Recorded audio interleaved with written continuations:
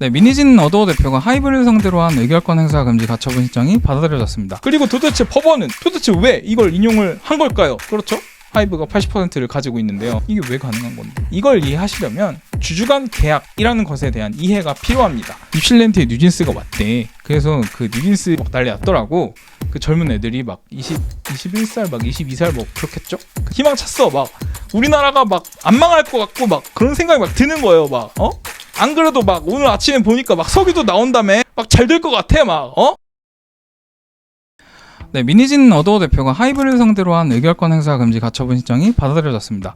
말하자면 하이브가 어도어 미니진 대표이사를 해임하지 못하게 된 겁니다. 그리고 뒤에 있었던 기자회견에서 민 대표는 전날 가처분 신청이 인용된 데 대해서 개인적으로 누명을 벗어서 홀가분하다고 말했습니다. 이어서 직위와 돈에 대한 욕심이 이 분쟁의 요인이 아니다. 뉴진스 멤버들과 세운 비전을 이루고 싶은 소망이 크다.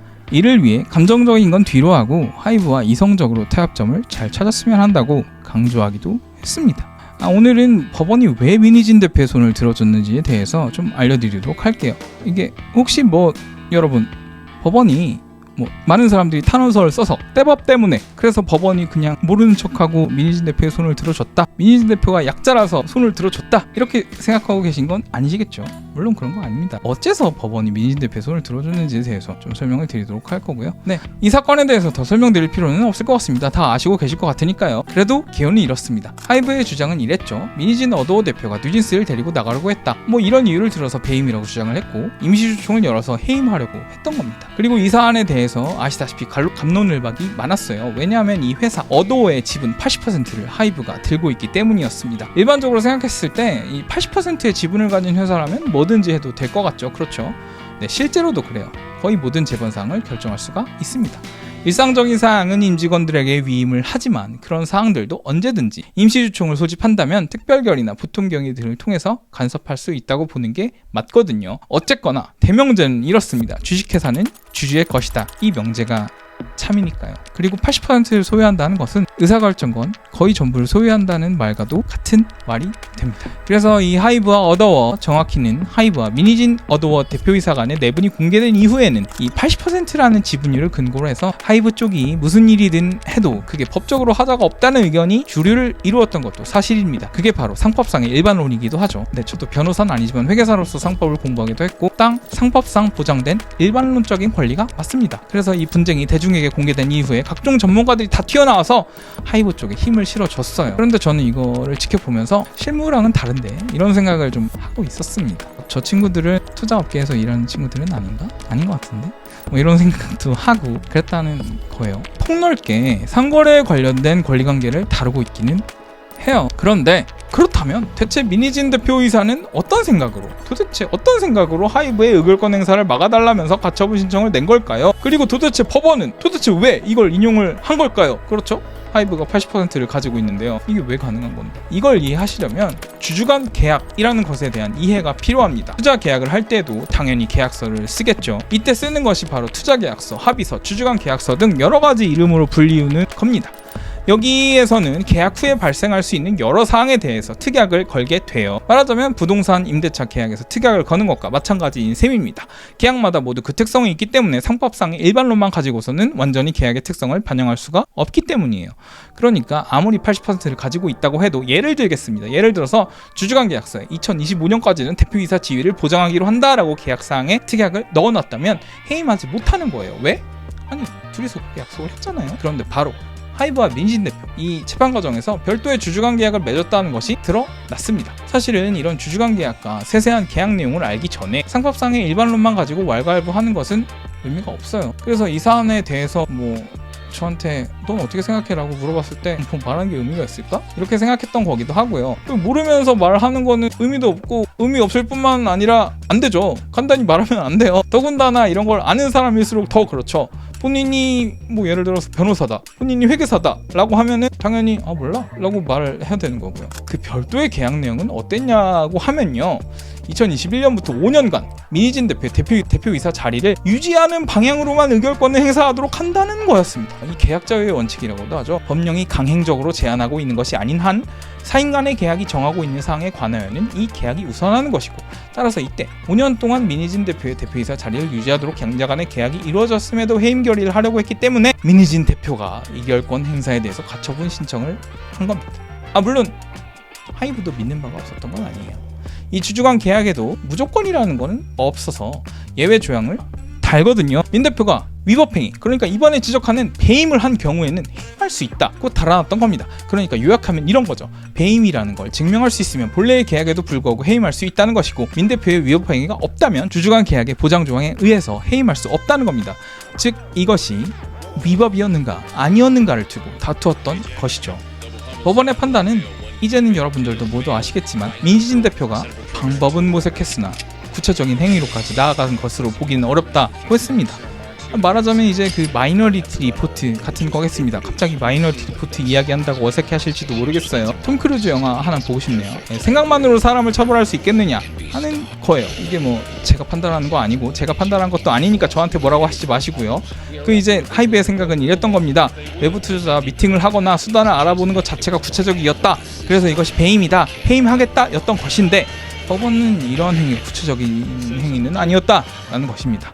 물론 뭐 이 법원의 판결이라는 것, 처분이라는 것도 판단이에요. 법을 대행한 인간의 판단이니까요. 그래서 이것이 절대적이다 라고 하기에는 어렵겠습니다만, 어쨌거나 입증 책임은 주장자에게 있고, 따라서 본건의 경우에는 배임의 입증 책임은 하이브에게 있었어요. 말하자면 민희진 대표의 행위가 해임에 이를 정도의 배임 행위였다라는 것을 법원에 소명하는 것이 하이브의 몫이었다는 것이고, 여기에 이를 만한 증거 자료가 하이브 쪽에게 없었다는 겁니다. 말하자면 증거를 제시하지 못했다라는 뜻이에요. 적어도 이번에는. 네, 뭐 그렇고요. 여기까지입니다. 네, 앞으로 사태가 어떻게 될지는 알 수가 없어요.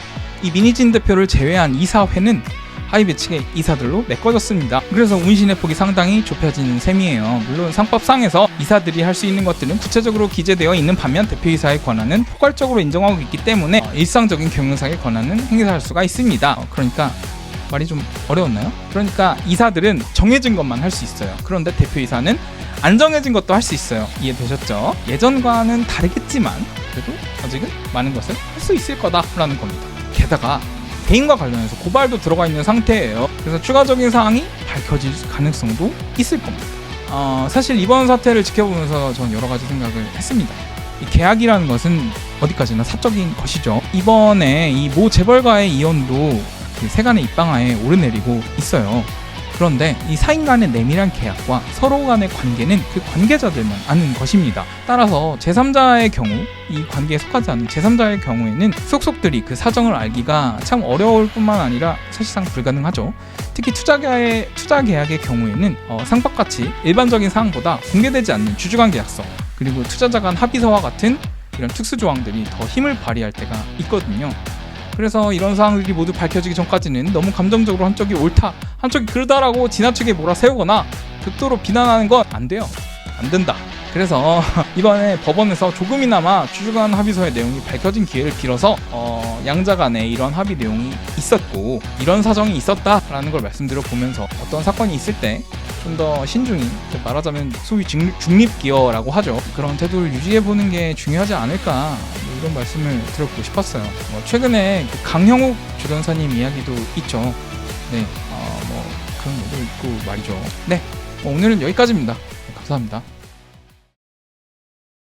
저는 이제 쿠키를 좀 아무튼간에 말입니다. 아니 솔직히 말하면 그래요. 이게 말이 되나? 아니 이게 무슨 뭐 알지도 못하면서 그게 터진 바로 다음 날부터 뭐 민희진을 뭐 죽여야 되네, 뭐 방시혁을 죽여야 되네 하면서 무슨, 아니 뭐 가족이에요? 아니 뭐 민희진 씨 가족이에요? 방시혁 씨 뭐 가족이에요? 아니 뭐 친구예요? 아니 그리고 뭐 죽여야 살려요 사람을? 아니 뭐 그렇게 뭐 알지도 못하고 뭐 이렇게 뭐 죽여 무슨 그렇게 험한 말을, 그렇게 무서운 말을 막 그렇게 하냐고요. 그 무슨 뭐 그 막 80% 20%니 하면서 막 그냥 난리가 났더라고요. 그걸 들으면서 너무 마음이 힘들더라고요. 막 죽이니 살리니 하니까 뭐 아무튼 뭐 그랬다. 저는 그랬다. 아무튼 저는 이제 뉴진스를 좋아해요. 근데 왜 좋아하는가에 대해서 이야기를 해보겠습니다. 제가 제 후배 중에 이제 우키라고 있어요. 우키. 이 우키가 이제 신촌에 놀러 온 적이 있습니다. 제가 신촌에 살고 있거든요. 근데 같이 노래방에 간 적이 있어요. 노래방에 갔는데 물론 이 우키라는 후배는 이제 남자애입니다. 이제 남자애인데 얘랑 이제 스티커 사진도 찍었어요. 스티커 사진.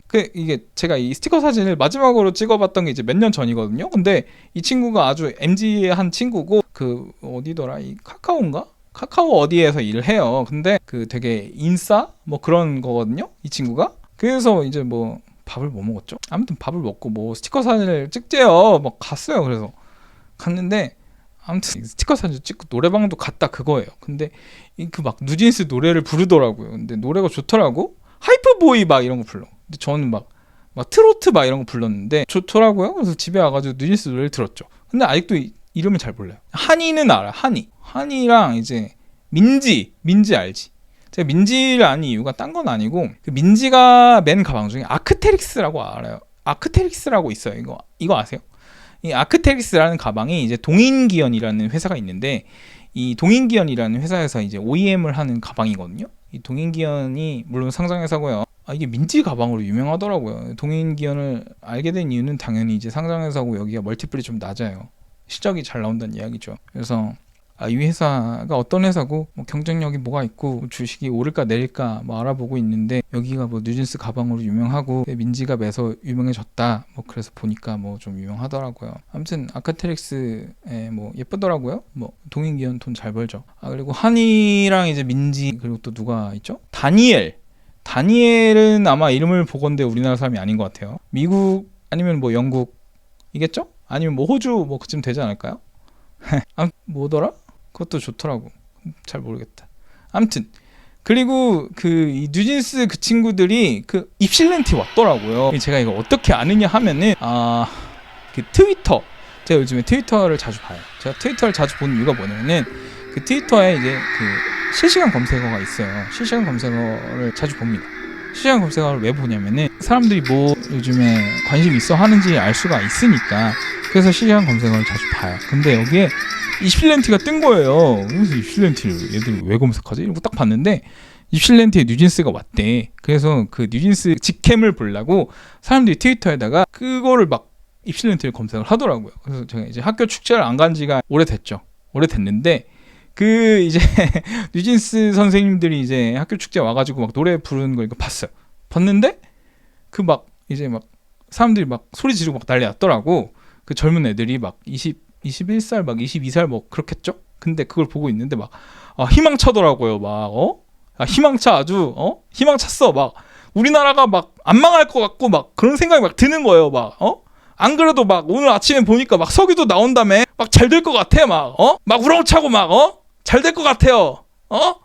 근데 그게 이제 딱 축제 영상이 딱 꺼지고 이제 유튜브가 자동으로 돌아가잖아요. 근데 돌아가는데 이제 그 다음에 나오는 영상에 연금 소득 대체율 그게 43% 44%로 합의하려다가 이제 실패했대 뉴스가.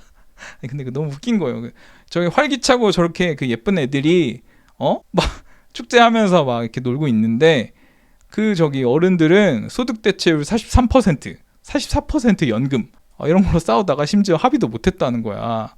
아니 이거 어떡하냐? 어떻게? 그래가지고 결론은 뭐냐? 결론은 이제 우키.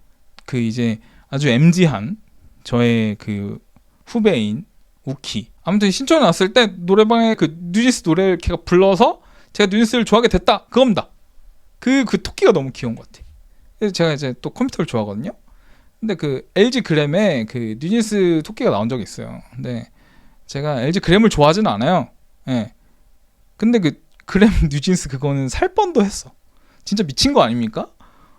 진짜 미친 거지. 아니 LG 가격이 미친 흑우 에디션을 제가 살 뻔했다니까요. 근데 물론 안 샀죠.